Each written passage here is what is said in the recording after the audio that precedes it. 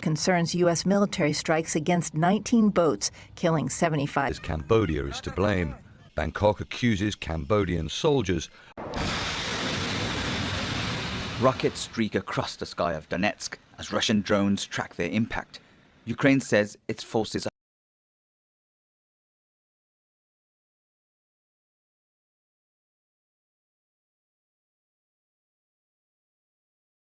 The Turning Point Tour hit California last night. Sold out event at UC Berkeley, but Antifa crashed the party.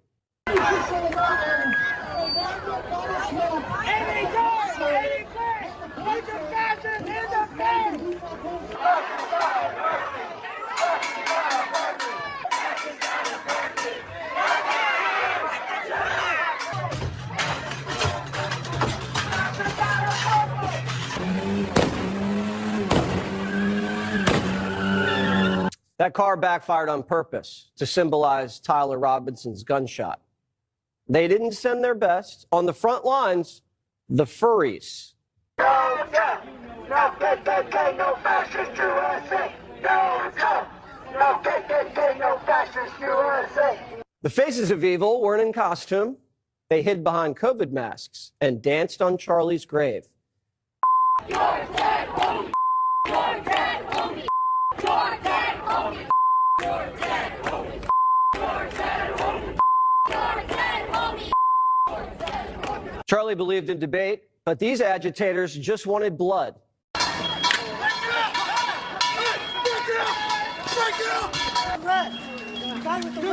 it up! Break it up! Police! Break it up! Police! Break it up! Hey, white boy! Break it up! You're bleeding. Stop. Hey, white boy! You're bleeding. Break it up! Break it up! Guy. The guy who grabbed this guy's cross off of his neck and punched him in the face, he was arrested. His name's Jihad. You can't make this stuff up. This is how the media covered it. Watch. While things have been mostly peaceful, there have been some tense moments. Earlier this evening, there was a scuffle that broke out where two men started fighting. UC Berkeley police had to break up that interaction.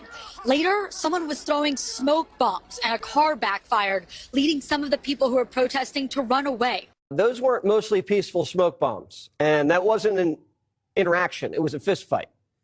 And this protest wasn't spontaneous. This flyer was being handed out actually several weeks ago at the Anarchist Book Fair in Oakland. It says, show up with your neighbors to keep our community safe from right-wing violence. Far-left activists have had plenty of time to prepare for this demonstration on the UC Berkeley campus. Every time they try to stop the movement, it gets bigger. Antifa lost again. They tried shutting down the event, but it was a packed house. Inside the building, all love. Charlie Kirk!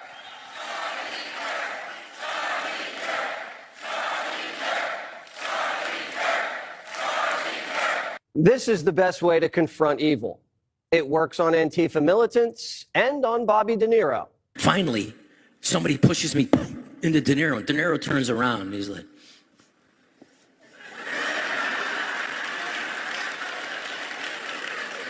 Snyder, how could you support that schmuck? Trump is a schmuck. I looked right at him and I said, I love you. I love you. He's like, that's the only way to handle this. We're never going to be able to out-cancel the cancel culture. They're better at it than us. It's got to be through love. This was not mostly peaceful. This was very, very wrong. And what speech were they stifling? Not that it matters, because free speech doesn't characterize what you say. Everyone deserves free speech protections as long as you're not inciting violence. But the speech that they were objecting to was that of Frank Turek, who was one of the two speakers. Frank Turek, a pastor, he was one of the last people with Charlie on that day, stood on the stage and said, the Bible talks about the fact that testing produces patience, patience produces character, tribulation leads to hope, and it says all things work together for the good of those that love God. So that's the hateful speech to which they were protesting. Joe Rogan, right? He has a huge podcast, millions of followers and listeners. And as I argue, he has a subscription to Curiosity. He's not party affiliated, but he had this warning for the left where he talked about that these celebrations, these vile celebrations over Charlie Kirk's assassination might push America to the brink. Let's watch. Charlie Kirk gets shot and people are celebrating. Like, whoa, whoa, whoa, whoa, whoa. You want people to die that you disagree with? Like, where are we right now on the scale of 1 to Civil War? Where are we? Are we at 7? Because I thought we were at 5. I thought we were like 4 or 5. But after the Charlie Kirk thing, I'm like, oh, we might be like 7. This might be like step 7 on the way to a bona fide civil war.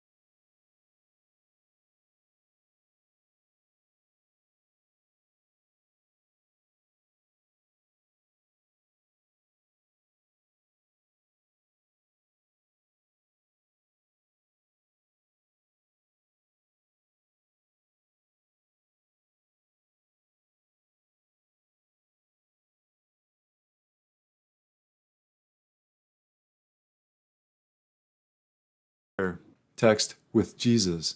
How Americans are finding faith via AI.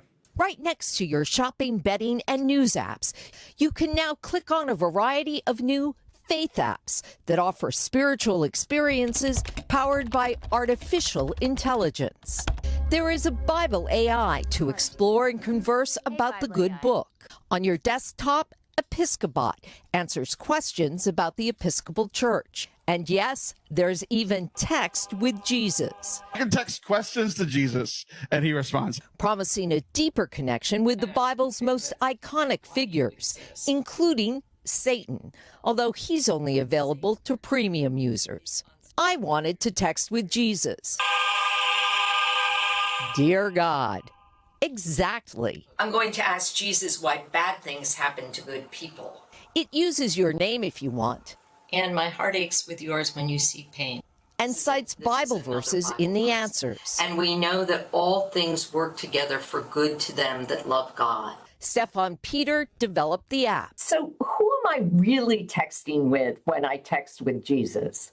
Well, you're obviously talking to an AI chatbot, basically pretending to be these people, pretending to be Jesus or any of the apostles. Some believe this is a bad thing. It is a slippery slope when you're running to these AI chats more than you're consulting with the Lord. Religious researcher Robert P. Jones has doubts. And the challenge, of course, is that we have no idea what's under the hood there, what's really creating the reality that then they present.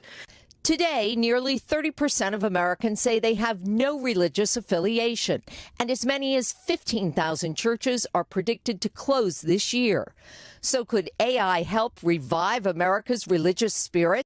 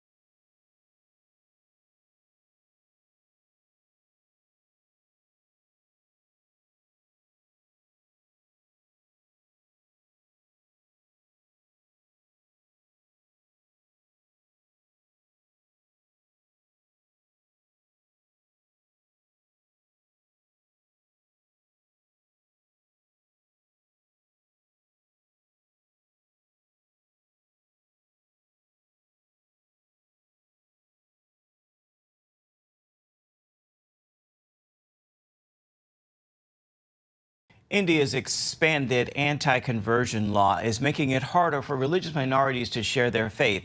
The Freedom of Religion bill is specifically aimed at digital media. Supporters claim it protects religious rights and maintains social harmony. Critics say it stifles free speech and targets Christians. In Uttarakhand State, India, an amended law has expanded restrictions against sharing one's faith in person to include digital communications, online and via phones. Global Christian Relief CEO Brian Orme believes this sets a precedent. It is alarming, and I would say it's definitely one of the most restrictive laws we've seen. It's targeting anyone who speaks out on to convert or share their faith. Christians in India are still trying to understand the law's implications. It could mean anything from sharing your testimony, sharing a Bible verse, talking about your own faith could be seen as heralding yours better than others, and you could be arrested.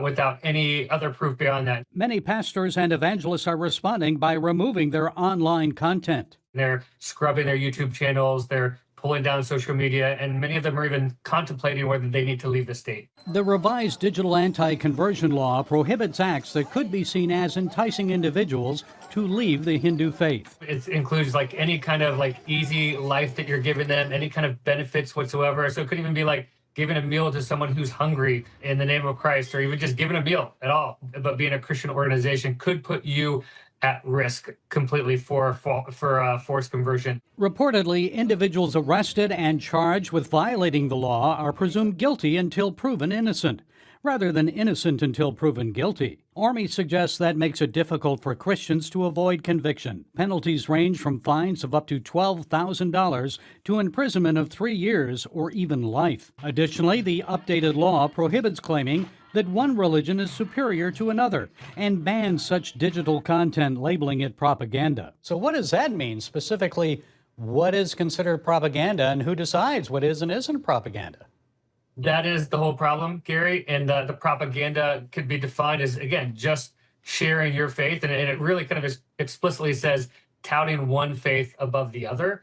And so who's to say? Who's the judge of what that looks like? Although the law does not specifically mention Christians, it follows the pattern of other anti-conversion laws in India that have targeted Christians in an effort to suppress the explosive spread of the faith in India. These types of rules are meant to squash those movements and allow Christians to, again, force them underground, force them to again, like not be in the public space and have a voice. Currently, 12 Indian states have implemented strict anti-conversion laws.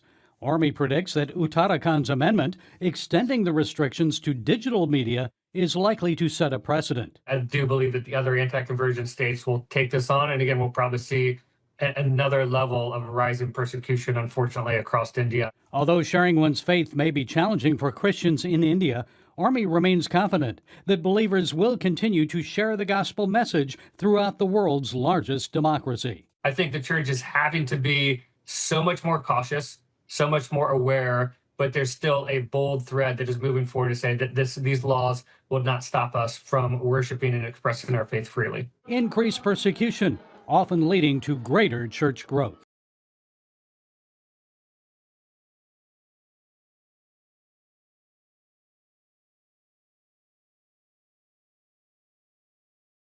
The world's largest warship is now in Latin American waters. President Trump has dispatched the USS Gerald Ford aircraft carrier strike group on what's being called a counterterrorism mission.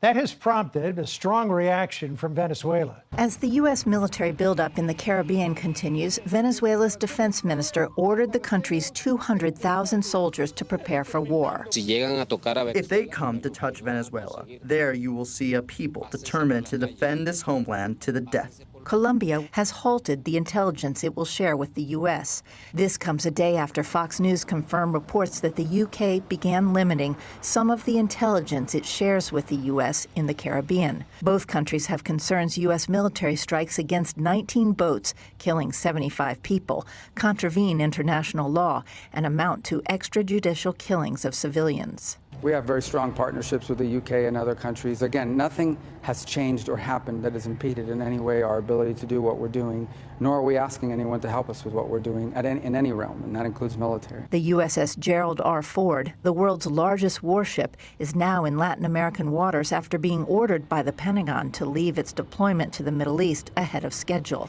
The aircraft carrier strike group, with nearly 4,000 sailors on board and dozens of warplanes, is being escorted by 3 guided missile destroyers. 24% of all U.S. Navy vessels are now deployed to U.S. Southern Command. U.S. ground forces, meantime, have returned to Panama for the first time in over 2 decades for jungle warfare training, reviving the Cold War-era Green Hell program. The renewed focus on jungle combat coincides with President Trump's talk of potential land operations. So are we going to war with Venezuela? I don't know, is the honest truth. Have you been briefed? Yes. Based on that briefing, I think the administration does not want to go to war with Venezuela. Well, I don't think the president wants to go to war anywhere. But if he's forced into it, I'm sure he would. Another flare-up of violence along the disputed Thailand-Cambodia border. Members of an observer team with the Association of Southeast Asian Nations, or ASEAN, are shown a Cambodian man who Phnom Penh says was injured by Thai army gunfire. I call on the Thai side to immediately cease the use of force against innocent Cambodian civilians in Prechan village and to refrain from any use of force in addressing border issue between our two countries. The latest violence threatens to unravel a ceasefire agreement signed last month in the presence of US President Donald Trump. Thailand on Tuesday said it's suspending the agreement and says Cambodia is to blame. Bangkok accuses Cambodian soldiers of laying new mines along the disputed border in recent weeks and says the Cambodian army fired shots into Thailand. It says a Thai soldier was injured by an exploding landmine on Monday. Phnom Penh denies its army has been laying new mines. Landmine blasts, which injured at least 7 Thai soldiers, were among a number of reasons why the long-standing border dispute between the Southeast Asian neighbours reignited in July. Heavy artillery, rocket fire and airstrikes killed at least 48 people and forced an estimated 300,000 to flee their homes.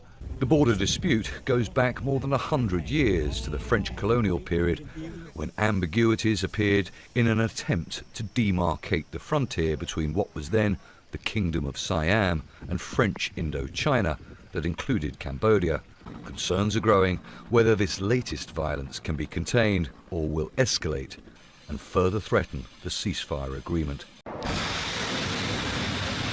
Rockets streak across the sky of Donetsk as Russian drones track their impact.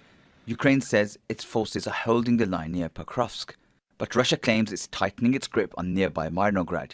The town is almost surrounded. Russia has been trying to capture Pokrovsk for more than a year. Now it's almost within reach. In Moscow, officials talk of steady progress. For people here, it's a slow, grinding war where every street, every trench bears the cost. Far from the front, a different kind of battle. Ukraine's justice and energy ministers have been embroiled in a multi-million-dollar corruption scandal in the energy sector, a scandal that's enraged the public already living with blackouts and freezing homes. I was angry after the shelling. Our energy system isn't protected, and now we find out there's corruption. It's shameful. Some suffer and others line their pockets. This is corruption, and it must be eradicated. President Vladimir Zelensky moved fast, calling for resignations of both the justice and energy ministers and backing investigators leading the case. There's a fear this scandal could engulf the entire government. First of all, there should be maximum transparency in the energy sector, in all processes, absolutely. I support every investigation by law enforcement bodies, by anti-corruption bodies. We support it, it is absolutely clear, and the same for every position. The suspended justice minister says he'll fight the allegations in court. But for many Ukrainians, patience is wearing thin. They're tired of war and tired of corruption. In Mirnograd, homes lie in ruins. Smoke hangs over shattered streets. This is what the war looks like, as Kyiv tries to hold the front and clean up the rot within. As winter closes in, Ukraine faces two battles, one against Russia's guns, the other against corruption at home. Both are testing the strength of a nation fighting to survive.